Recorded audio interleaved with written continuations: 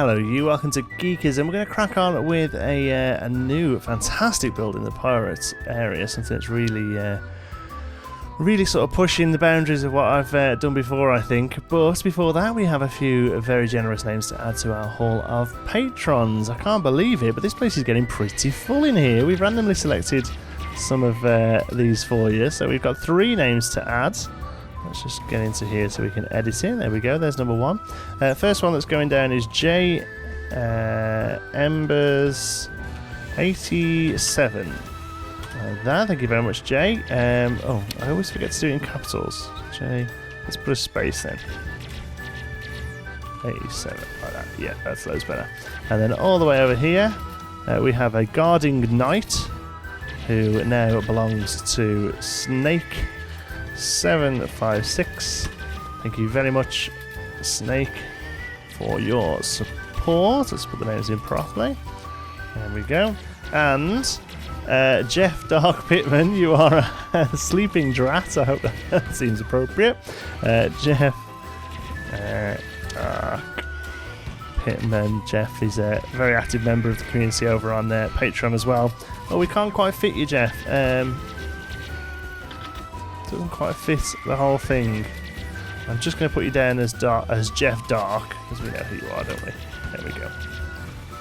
Let's click done. Look at that.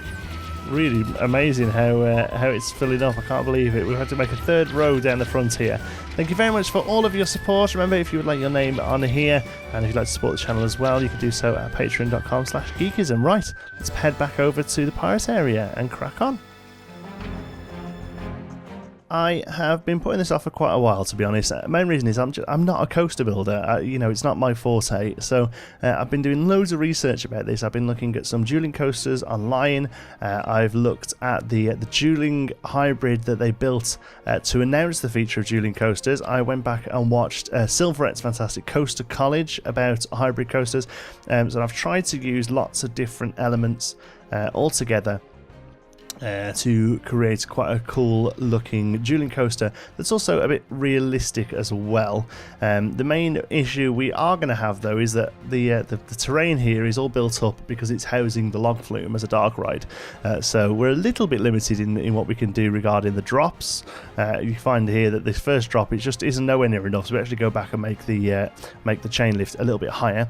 But the key things I've taken from the research I've done with dueling coasters seem to be that you have to have a good few areas where the coasters really interact, come close to each other basically is all that means, but then to try and vary those areas as well. So we've got a few points in this where they're just sort of next to each other, they come round curves together. There's a few points where there are inversions, and one of the inversions happens on top of one of the others, so they sort of come head to head almost.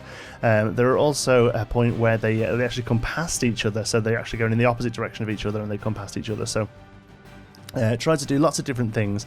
The other thing is try and keep each ride pretty similar as well, so that one isn't obviously better than the other one. Unfortunately, it does end up that one of these has one more inversion than the other, although it doesn't affect the stats too much. So as far as the Planco guests are concerned, they should ride both of these relatively equally, to be honest. They both come out with about 6.5 excitement, around about a 4 in fear, and a nausea of 1.5, something like that. So they're both roughly the same as far as the game is going, although in real life most people would probably want to have the extra inversion. I don't know, it's just kind of how it works out in the end.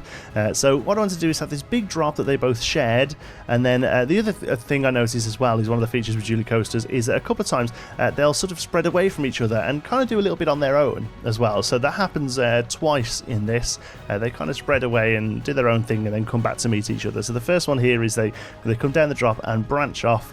They go around these sort of large swooping loops and then cross each other underneath the drop. I just thought it was quite nice that the hybrid coaster. I think one of the key things with these awesome supports is to have very lots of head chopper moments, little bits where you duck because you feel like your head's about to come off. So I think it actually turns out quite nicely. I think at one point here I actually start getting them going and seeing how we do, and we notice that this first drop, it just isn't quite enough to get them round. They kind of sort of sit roughly, yeah, look, that one doesn't quite make it.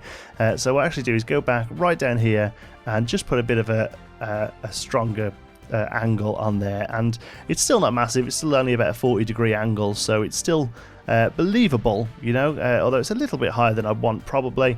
I think it turns out okay. What we could have done actually is move the station back a little, because we have a lot of space at the back of the station. I think we use it quite well, but as the coaster stands itself, it's relatively dull, but obviously with lots of theming around the ride as well, that, you know, that'll be a space for a bit of theming as the ride sort of slows down. Talking of theming, I asked you beautiful people for suggestions on how to theme this ride, and there were some really great ones. One that kept coming up over and over again. Well, two things actually that kept coming up over and over again. One was to do a sort of pirate battle between the pirates and the redcoats, which it seems obvious, but you know, when you all pointed it out, I was like, oh yeah, that's a really good idea. So we're going to have a sort of pirates versus redcoats battle. The other idea that came up quite a few times was the idea of finding some sort of hidden temple, which I thought was a really good idea as well. I've toyed with the idea of doing a whole Mayan section to the park, using a lot of the sort of stonework and stuff, and a lot of the vines. I think it could be done, although I'm not sure it has enough to do a whole theme out of it. So I think actually what we might do here, and we might do a sort of like a race to the temple between the pirates and the redcoats, see who can claim the temple first to create their stronghold. That's kind of what I'm going. Now, I say all this like it's going to be a big story. It's not. This is a roller coaster. It's moving really fast, but that's kind of the theme I want to try and get. So up the top here, there's a little softer section where we actually have a set of block breaks, I would struggle to say that, which we will theme out to be like temple ruins, and then all around these bits of the park here, wherever we can, just little bits of temple ruins, and then the station itself and the sort of entry back into the station will be themed with redcoats versus pirates, and you can either choose the redcoat track or the pirate track. Okay, so at the moment I've coloured them red and blue. That'll probably change. That was more for me, to be honest, to kind of see where I was going with them. And here, what it is just I'm building a little bit of each one and then following with the other one, and then just going back and adjusting them so they roughly keep the same sort of speed. And one of the key things I also found with dueling coasters was that you need to have little parts where each one is winning, so to speak. So there's a few parts where the blue one takes the lead, there's a few parts where the red one takes the lead. It ends up that the, spoiler alert, the blue one just wins, but it's really close. And I think in real life, where sort of the weight of the guests actually riding it would make a difference, I think in real life it would change each time. But obviously they have the exact same weight each time, so it ends up that the blue one just pips the post by a fraction of a second. I'm actually really quite happy how it's worked out, because there's a few points where the red one takes the lead, a few points where the blue one takes the lead, and the main reason you do that is, I think, is so that when you're on the ride you can see the other one just go in front of you. It just sort of adds to this tension, adds to the fun of the ride. So here is one of our first sort of large bank curves where they run inside with each other. Actually looks really good when they come around here, and then we end up, I was going to swap them over at that point, but I decided to stick another inversion in and to have another moment where they sort of move away from each other. So we do that now. What's going to happen here, I think, is I'll decorate this. At this point here, it looks like they're about to go into the temple, but they end up shooting off and going around their own space there. The problem is with the big wooden supports is you're going to need sort of empty space in front of you for any theming you want to do. So using this technique here of sort of forking them off either side, beg your pardon, it gives us a bit of space there where we can do some nice sort of temple ruins and things like that. It's something I'm going to have a look at doing the game. It's obviously not a theme in the game, so I have to play around with some of the pieces to try and get it to work well. But I think basically sandstone, some of the fountain pieces to create some decals, and lots of vines and things like that, and we'll be able to create a pretty cool looking sort of Mayan style temple, which is kind of what I'm going for here. The pirates have landed on the South American beach, and they're racing the redcoats to claim the land. Excuse me. Oh dear, I've been holding that one in for ages. So here is another crossover point. So the red is going to end up going underneath the blue track here. We end up sticking block breaks in there, and again this will probably be built inside a bit of a temple-y building there once we get to theming in the next episode. And this is the point where the blue one gets its extra inversion.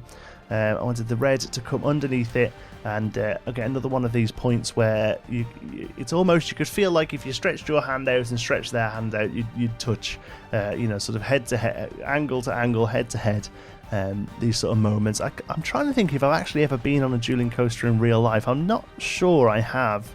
One certainly doesn't ring to bell, apart from, I think there's a wooden one in Blackpool. I can't remember what it's called. The Grand National, perhaps, I think, is a racing wooden coaster. So I'll have been on that, but I can't think of anything in Florida. And there isn't one in Alton Towers. There's kind of like the main three sort of places I've been to ride coasters. Although I love theme parks, I haven't been to that many of them. I've done all the ones in Florida a few times, and obviously, yeah, in the UK there's Alton Towers, Thorpe Park, and Blackpool. So I can't think of actually many I've been on myself. But it doesn't really matter. I still love them and love watching videos, and I'd love to, maybe in the future when money's a bit better, I'll be able to go and do more of them. So here is the final point there. Now, like I say, this is probably stretched a little bit too far, but I really wanted to come out into the water here. We've got a lot of dead space with this water, and it just felt like a waste not to have the coaster interact with it even slightly. So here they're both going to come round and arch their way into the water, and then we'll have some splashes that sort of come off there as well. Obviously, it won't look like the coaster's actually going into the water, but the splashes will be timed using triggers. Just to give a little bit of movement and a nice thing to be able to see from the path there, and just a nice sort of way to finish off the ride, to be honest. We finish off the blue one as well, and again this sort of straight here where we've got block breaks, this will all be indoors. That'll be part of the station. So a lot of this part of the track, will be sort of covered with buildings and foliage and stuff like that, because at the moment it looks a bit bare, looks a bit a little sort of sorry for itself, but obviously you've got to remember that this is only part one of this. Part two, there'll be all the bits and bobs that make it look like a full ride. I may even attempt I've seen a few people do it now, it looks really good, where they run a river rapids into the water to create like a fast flowing river. That might fit quite nicely down that middle bit. We'll have to have a little play and see what we think. Now it's just a case of giving it a smoothing pass. Just sort of getting rid of a few kinks there. We've got quite a nice little double up there. I don't know if you actually have those on hybrids. They're more of a wooden coaster feature, but I thought it looked quite cool. So it's just a case of giving it a little smooth. Also, we've got collision off here, terrain collision, so there's a few points where the ride itself gets cut into the terrain. So it's just there's one, for example. We're going to go around as well and get rid of the terrain a little bit, but here it's just a case of smoothing all these little bits out, getting rid of all the kinks as best we can. Obviously, you've got to be careful with those sort of 0G rolls there, because obviously too much smoothing will just sort of take the rotation out of them. So just getting rid of these little bits where there's just a little bit of straight. You don't really want straight track. Everything should be nice flowing curves, flowing into itself. The main thing we have to do here is affect this little bit there, and actually looking back at the video I'm about to show you, I think that still needs a little bit more work smoothing that out as well. It still looks a little bit of it's got like a little bit of a point in it. I think it might be a little bit jarring as it comes around. Like I say, the numbers themselves are fine, but I think it just needs to be affected. Anyway, here's some cinematics. I'll come back and sign off after these, but we're going to go for a cinematic view, and then I've actually done a POV of each of the tracks, the blue track and the red track.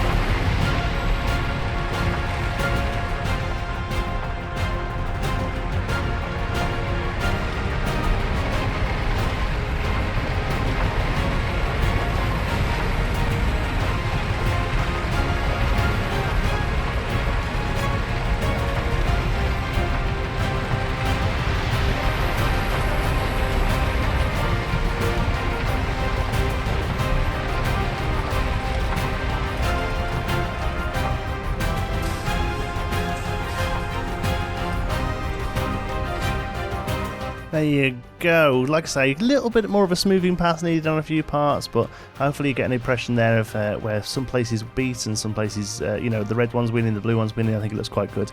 Normally do an overview shot here, but I wanted to show you what it looked like on the skyline. Pretty cool, I think. Thank you so much for watching. Hope you've enjoyed it. If you have, please give us a like. It really does help out the channel. If you're not already, don't forget to subscribe. Any thoughts, queries, or suggestions, pop it down in the comments. And if you fancy a chat, you can find me on Twitter. I'm at John T. Sparrow. Thanks again for watching. I'll see you in the next one.